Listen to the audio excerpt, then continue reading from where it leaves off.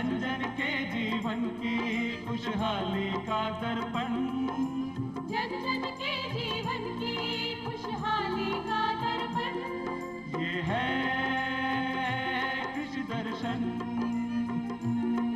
ये है कृषि दर्शन, ये है कृषि दर्शन।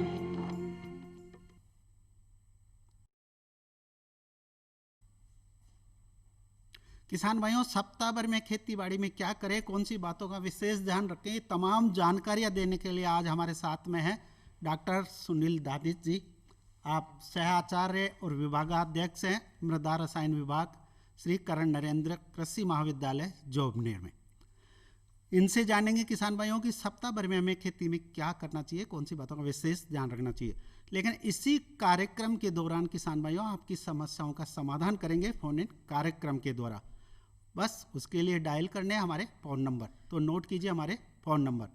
हमारे फ़ोन नंबर है 27049999 2704-999। किसान भाइयों दूसरे फ़ोन नंबर और हैं 27040998।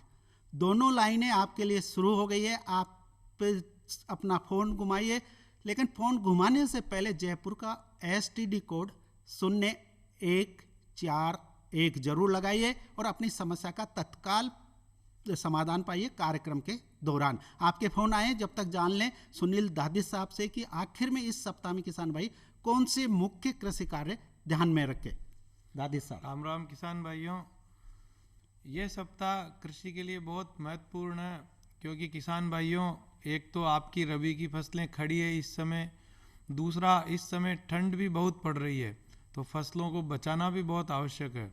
तो सबसे पहले तो हमारा जो प्रमुख काम है फसलों पर सिंचाई का, क्योंकि ठंड से या पाले से बचाने के लिए सबसे महत्वपूर्ण है अगर हम सिंचाई कर देते हैं, हल्की सिंचाई फसलों में, तो उससे धरती की लेटेंट हीट बढ़ती है और उससे पाले का प्रकोप कम होता है, प्लस पानी भी फसलों के प्रत्येक पत्तों तक जाता है, तो वो अपना बचाव कर पाता है। जी तो दादी साहब, चूंकि मौसम विभाग की भी भविष्यवाणी है कि इस सप्ताह शीतलहर चलेगी और पाला पड़ने की संभावना भी है। आपने एक तो बताया कि सिंचाई, हल्की सिंचाई कर दे, लेकिन चूंकि सिंचाई के साधन सीमित होते हैं किसान के पास में, और ऐसे कौन से विकल्प हैं जो सर्दी से किसान भाई खुद भी बचे और अपनी फसलों को भी बचाए। किसान भाइयों, पहले तो आप खुद बचना आवश्यक है, तो खुद बचने के लिए तो आप जैसे गुड़ का प्रयोग करते हैं, तिल के लड्डू का प्रयोग करते हैं, अन्य लड्डू खाते हैं आप, तो वो खाकर खुद बचें, पर फसलों को भी बचाएं आप। उसके लिए सिंचाई के अतिरिक्त आप अपनी जो फसलें हैं, क्षमा चाहते हैं, आपसे पूछेंगे कैसे बचाएं फसलों को पाले से, लेकिन पहले किसान भाई का लेंगे फोन। हेलो जी, मिर्ची के ऊपर से मुंह पूरे बंद गए, पत्ते है ना इकट्ठे हो गए पूरे। जी, पहले किसान भाई बताइए आप कौन बोल रहे हैं, कहाँ से बोल रहे हैं। मैं सर जोराराम बोल रहा हूँ, बूढ़िया गुड़ा विस्मया। जी, अब नींबू के पत्ते में क्या हो गया जोगाराम जी। सर मिर्ची की पत्ती ऊपर से सर पूरे पत्ते इकट्ठे हो गए, माथा बंदी हो रही मिर्ची में। जी हाँ, माथा बंदी हो रही है। जी जी जी बिल्कुल जोगाराम जी, आपका क्या करना चाहिए दादी साहब। माथा बंदी मिर्ची में आप सबसे बड़ा है, मिर्ची में कीड़ों का प्रकोप ज़्यादा होता है, तो 1 मिलीलीटर मेलाथियोन प्रति लीटर पानी के हिसाब से उसमें छिड़काव करें, प्रमुख तो कीड़ों का बचाव करने के लिए मिर्ची में।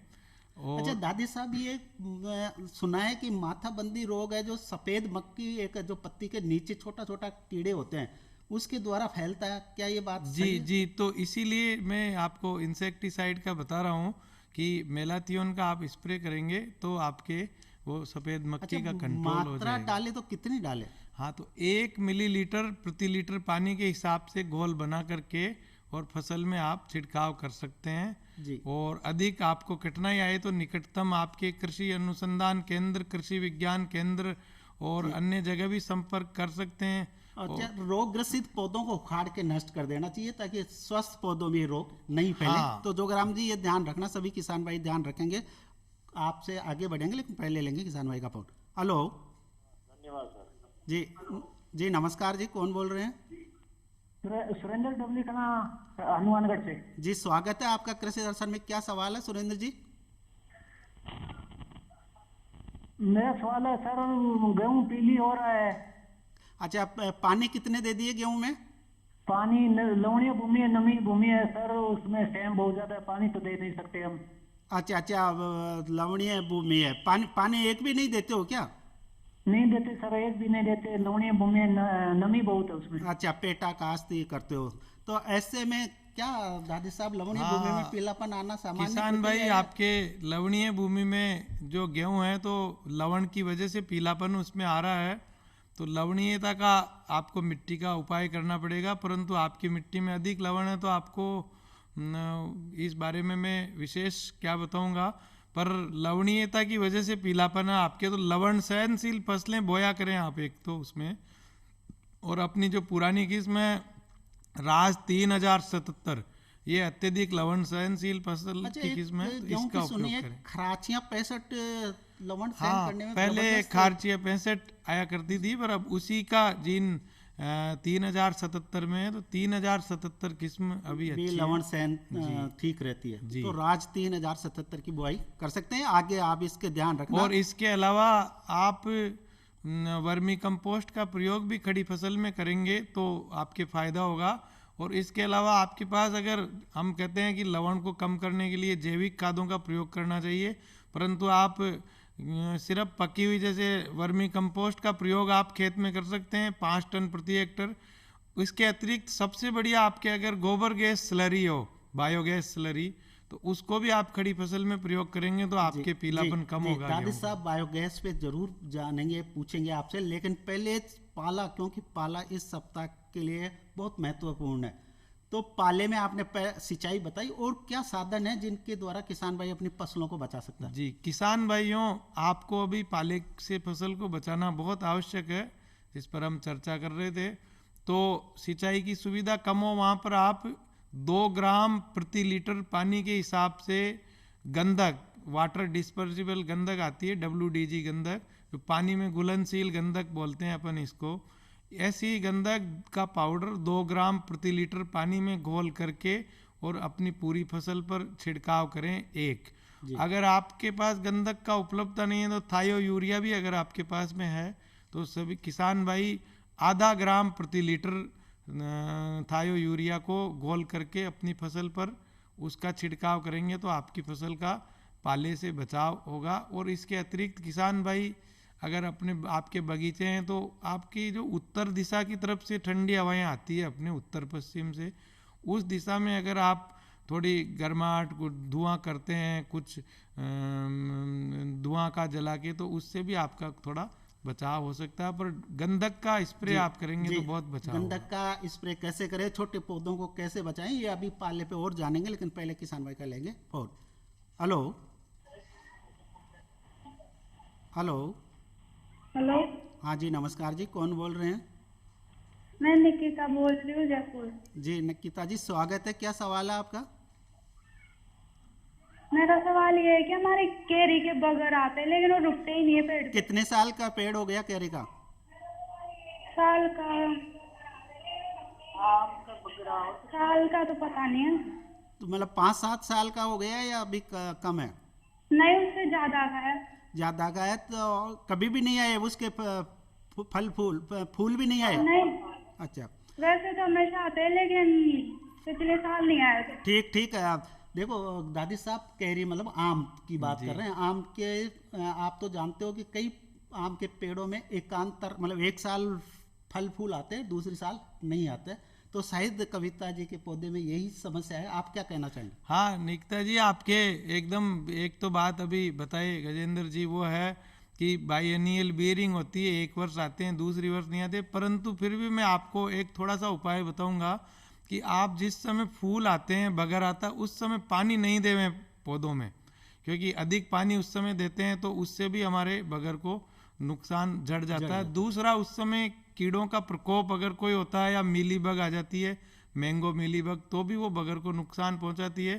तो उसके लिए तो प्रोपेनोफास का आप छिड़काव कर सकते हैं। मीली बग जो सफ़ेद बग आती है 1 ml प्रति लीटर, उससे बचा सकते हैं और पानी उस समय बगर के समय कम उसमें अच्छा दादी साहब, देखा अभी सब्जियों को और इनको कुछ किसान भाई बड़े कुछ साड़ियों से ढक देते हैं, कुछ कपड़े से ढक देते हैं, तो ये कितना प्रभावी है पाले से बचाव के लिए? बहुत, ये अभी जो किसान भाई सर्दी से बचा रहे हैं इससे बहुत बचाव होता है। साड़ी से, कपड़े से, या सफ़ेद शीट आती है आजकल जिसकी थैलियाँ आती है डिकम्पोजेबल, उससे ढक करके हमारे पौधों का हम बचाव कर सकते हैं सब्जियों का।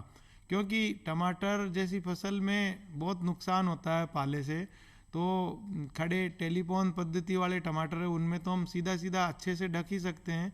और मतलब बेल वाले जो टमाटर हाँ, और सब्जियों को आप ढक सकते हैं, लाइन में ड्रिप में बो रखे हैं तो पूरी की पूरी लाइन को आप ढक सकते हैं, तो बहुत बचाव होगा। अच्छा दादी साहब, आपने बोला था कि गंधक के तेजाब का भी आप छिड़काव कर सकते हैं, तो गंधक का तेजाब कैसे छिड़काव करें, कितनी मात्रा में इसका हाँ, प्रयोग करें? किसान भाई पहले हम बताया करते थे सल्फ्यूरिक एसिड का छिड़काव, और उसका प्रयोग नहीं करें किसान भाई, क्योंकि उससे कम ज़्यादा मात्रा हो तो आपकी फसल जल सकती है।